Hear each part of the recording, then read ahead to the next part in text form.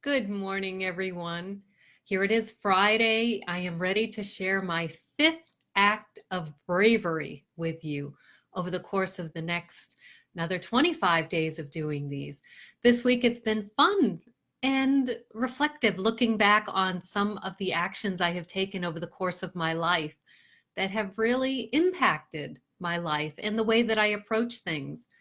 I shared my decision to go off to college 1,500 miles away from home, which I had meant to Google Maps that and find out exactly what the distance was from my hometown to Abilene, Texas.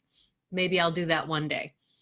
I talked about talking to my mom about taking an hot air balloon ride, and I talked about let's see, quitting a good paying job so that I could just be unemployed. Or at the time, I was calling it fun employed because I was just allowing myself time to decompress and not worry about all of the stress and the struggles that I had gone through at that workplace. And yesterday I talked about how it can take a lot of courage, a lot of guts to share our creative works. We can feel very vulnerable when we do that. So today I thought, these have been some kind of heavy topics. And so today I thought I would lighten it up with a terrifying tale of true bravery.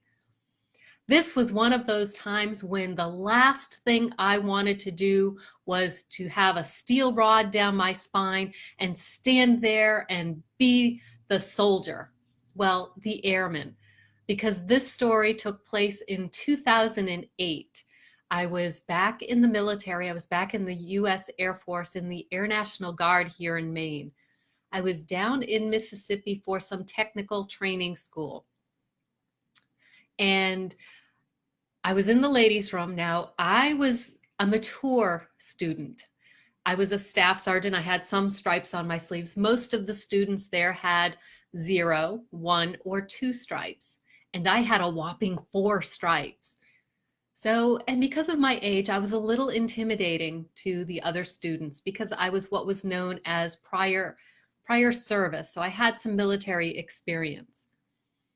One place where I really was able to connect with the young female airmen was in the ladies' room.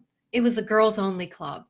And I won't say I hung out in the ladies' room like I was a stalker or anything, but I was very aware most of these young women were 18 or 19 years old. It was their first time away from home. And the mom in me just naturally came out. So whenever we had a break, I would always go to the ladies' room and I would kind of hang out there, hear what they were talking about, not to spy or eavesdrop, but just really from that place of wanting to make sure they were okay. And I was provided that opportunity on many occasions to give these young women who were away from home a little bit of guidance from a female perspective, from a mom's perspective, from a stranger's unobjective or a stranger's objective perspective about some things they were dealing with. I loved that part. Loved that part, and getting to know these young women, these young airmen.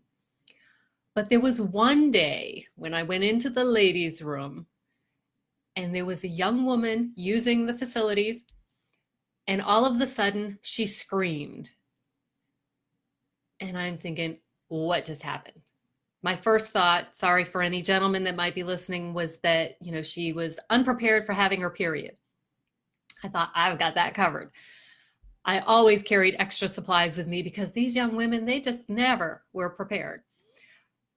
But it wasn't that. There was a cockroach. Okay, maybe it was about this big, but it was a big cockroach. It was a big cockroach.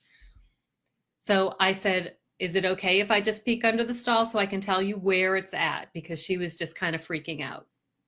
She said, okay. So I leaned down and it was right by her feet.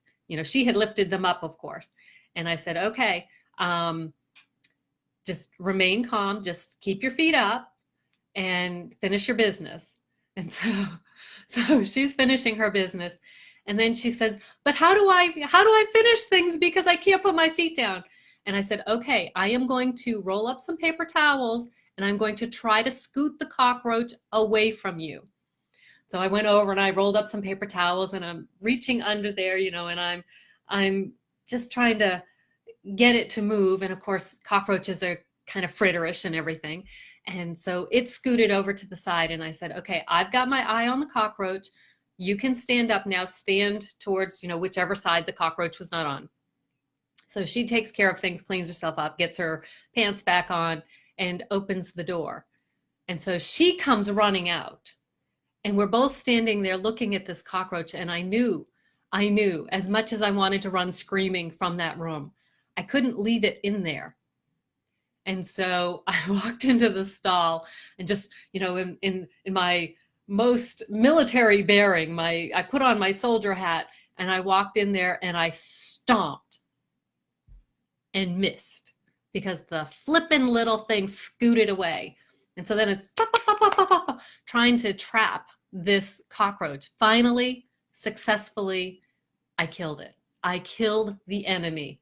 I was a combat airman. My heart was racing all over the place. This was the last place that I wanted to be. I wanted to run screaming from that room, just as this young woman did. And by this time, other young women, they had walked in. So they're all watching this ridiculous 40-year-old staff sergeant chasing this cockroach around. But once I had killed it and then scooped it up with a paper towel and put it in the trash, I was the hero. They were all so excited that I had killed this threat to femininity, this threat to personal hygiene, because if there was a cockroach in there and they saw it, they wouldn't have used those facilities. And the other ladies' room was way across the building, and so then they might have gone back to class late, so they would have held it. So there could have been urinary tract infections all over the place. But I got in touch with my inner hero, and I took care of that situation because I thought it was really important. It was something that needed to be done. And of course, when it was over and I went back to my own classroom and I walked in and I talked to the instructor and I said, you wouldn't believe what I just had to do. He just thought it was so funny. For a few days, I was called the cockroach slayer, and it was just kind of fun. But given the choice, I would have let that cockroach live, and I would have used a different ladies' room for the rest of my time there in school. Luckily, I never encountered another cockroach while I was down there. They actually, at the school and in the dorms, they did a great job of keeping it clean and putting out whatever cockroach traps there are. But yeah, I was a hero that day, and I'm sure that there is a young airman somewhere that when she talks about her time at Keesler Air Force Base in Mississippi, and she talks about her training days, she remembers the story of the cockroach and the woman who slayed it for her. Do you have a story that matches that one? One of those stories when the last thing you wanted to do was be the adult and handle the situation? Oh, because one thing that I totally forgot to share, this is kind of the most important thing, is I stayed calm and cool and collected throughout the experience, didn't let my inner child go screaming and ooh, ooh, ooh. I just kept it together for those few minutes that it took, even though it seemed like we were in that situation for hours, for days. Sometimes you just have to keep your crap together, and it takes a lot out of you. But you do it because you know it's the right thing to do. You know you need to set an example. You need to be the stronger person because of the people that are around you.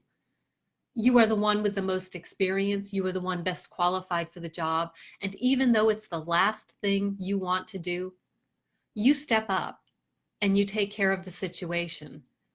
That's an act of bravery. That's getting things done. That's taking care of other people. It's respecting and honoring your own skills.